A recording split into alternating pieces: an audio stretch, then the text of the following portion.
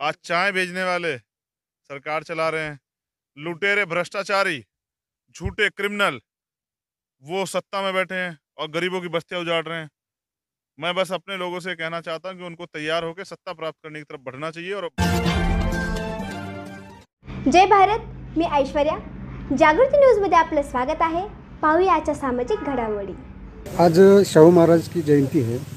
आप यूपी से पुणे आया है, तो इसका क्या पीछे है, इसके पीछे का?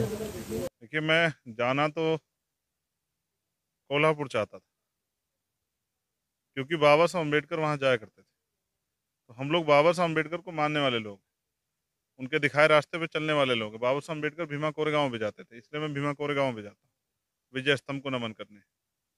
तो छत्रपति साहू जी महाराज की जयंती की सबसे पहले तो पूरे देशवासियों को मंगल कामनाएं। ऐसे महापुरुष सदियों में जन्म लेते हैं। जिस वर्ग को कोई अधिकार नहीं था, उनको अवसर देने का काम जो है छत्रपति साहू जी महाराज ने किया। आरक्षण के जन्मदाता उनको कहा जाता है। उन्होंने शुरुआत की, उसके बाद जो है हमारे लोगों को मौका मिला। और अगर वो शुरुआत ना करते तो शायद जो है आज भी हम जानवरों का जीवन जी रहे होते। तो राष्ट्रपिता ज्योतिबा फुले ने जो आंदोलन शुरू किया, उसको उनके जाने के बाद उनके साथ रहते छत्रपति साहू जी महाराज ने, फिर बाबा साहब अम्बेडकर ने, उनके बाद मान्यवर काशीराम साहब ने, इस तरह से हमारे महापुरुषों ने आगे बढ़ाया।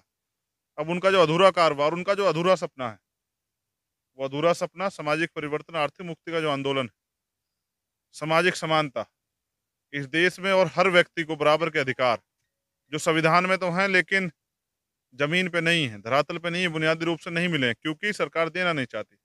सरकार की नीयत ना देने की है, ना उनके पास नीति है। वो तो चाहते हैं कि 90% लोग जो है वो एक तरफ से गरीब बने रहे और 10% पूंजीपति उन पर राज करे, कोई सरकार हो। मैं आज जहाँ से आया, मैं जब लास्ट टाइम आया था भीमा कोरेगांव के लिए, तब मैंने मुंबई में ये हालात देखा था कि गरीब लोगों के घर उजाड़े जा रहे थे।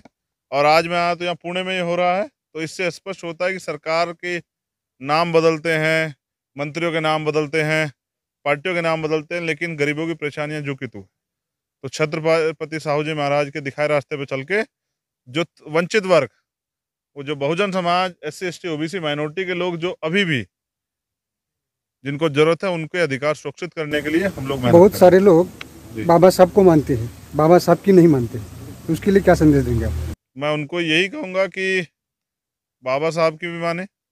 बाबा साहब की मानने के लिए बाबा साहब को जानना जरूरी है। जो लोग बाबा साहब की नहीं मानते, वो बाबा साहब को वास्तविकता में जानते ही नहीं। अगर वो बाबा साहब ने तो खुद कहा कि मैं मूर्ति पूजा का विरोध करता हूँ।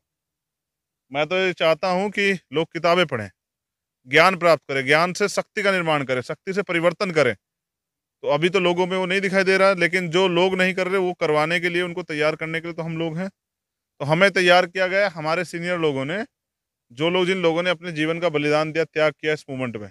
और अब हमारी जिम्मेदारी यही कि इस वंचित वर्ग में, इस बहुजन समाज में, सोए हुए समाज में, जो अभी भी, देखिए जैसा आपने कहा कि अगर कोई सो रहा है तो उसको तो जगाया जा सकता है, लेकिन अगर कोई जानबूझकर आंख बंद करके लेटा जाए तो उसको जगाना थोड़ा कठिन है, टेढ़ी खीर है। तो हमारा प्रयास ये रहेगा कि अंतिम व्यक्ति को भी बहुजन मूवमेंट के लिए और अपने महापुरुषों के आंदोलन के लिए तैयार किया जाए।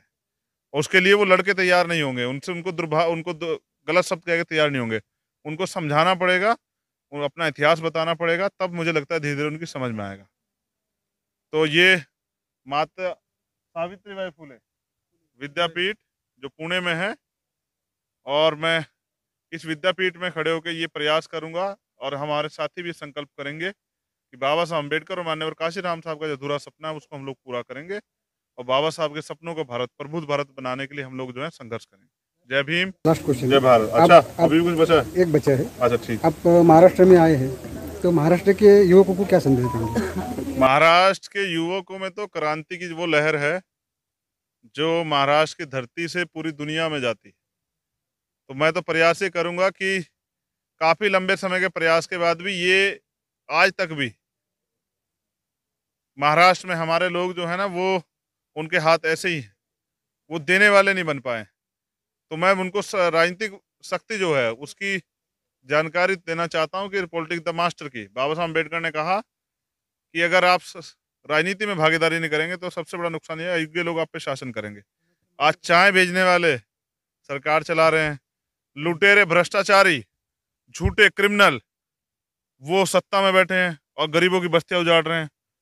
मैं बस अपने लोगों से कहना चाहता हूँ कि उनको तैयार होकर सत्ता प्राप्त करने की तरफ बढ़ना चाहिए और बढ़िया से बढ़िया एजुकेशन लेके पे बैक टू सोसाइटी में, पे बैक टू सोसाइटी के बाबा साहब के सपने को भी साकार करना चाहिए। जयपुर कोर्ट में, हाई कोर्ट में मनुवाद का एक पुतला है, उसके बारे में बहुत, मनु का पुतला है, उसके बारे में हमारी सरकार आएगी वो पुतला वहां से गायब हो जाएगा। आपण जागृती न्यूजला प्रथमच पाहत असाल तर सबस्क्राईब करा, शेअर करा, लाईक करा आणि हो, बेल आयकॉन दाबायला विसरू नका।